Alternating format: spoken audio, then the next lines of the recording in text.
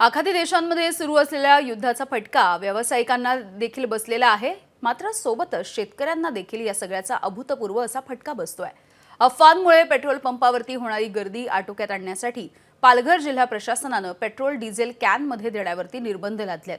पण या निर्णयाचा सर्वाधिक फटका शेतकरी आणि लहान उद्योजकांना बसतोय। बागायतदार शेतकरी जेसीबी, पोकलन आणि इतर यंत्र जे असतात त्यांच्या मदतीने शेतीची कामं करतात, मात्र कॅनमध्ये डिझेल न मिळाल्यामुळे ही सगळी कामं सध्या ठप्प होण्याच्या मार्गावर आहेत। दुसरीकडे वीटभट्टी व्यावसायिक सुद्धा इंजिनद्वारे पाणी उचलण्यासाठी डिझेलवरती अवलंबून असतात, त्यामुळे त्यांचाही व्यवसाय अडचणीत आलाय।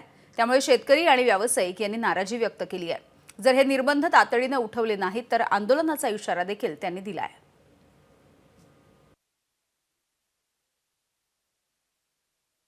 युद्ध सुरू झाल्यानंतर एक 2-4 दिवस पेट्रोल पंपावर खूप गर्दी होती। आता तुम्ही बघाल तर गर्दी ओसरलेली आहे, शुकशुकाट झालेला आहे। आणि पेट्रोल एक वेळ आपण कॅनमध्ये देणं न देणं समजू शकतो, पण डिझेल हे द्यायलाच पाहिजे।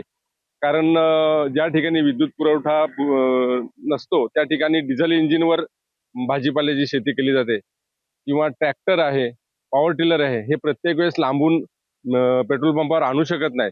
तर त्याच्यामुळे शेतकऱ्यांना ह्याच्यावर सूट देण्यात यावी, हा अतिशय चुकीचा निर्णय आहे जिल्हाधिकाऱ्यांनी घेतलेला। जर हा निर्बंध मागे नाही घेतला तर आम्ही 2 दिवसात जिल्हाधिकारी कार्यालयावर जाऊन आंदोलन करू। जिल्हा प्रशासनाने जो निर्णय घेतलेला आहे, कॅनमध्ये डिझेल वर बंदी आणलेली आहे, हा एकदम चुकीचा आहे। कारण की आमचे जेसीबी, पोकलँड हे जवळजवळ पेट्रोल पंपापासून एक 10 ते 15 किलोमीटरच्या बाहेरच काम करतात। तिथून आम्ही जेसीबी आणून इकडे डिझेल भरणं आम्हाला शक्य नाही। एक तर पहिल्यापासून एक तर हा व्यवसाय डबघाईला गेलेला आहे। त्याच्यात तुम्ही हा जो निर्णय दिलाय त्याच्यामुळे आमचा अख्खा कंबरडं मोडलेला आहे।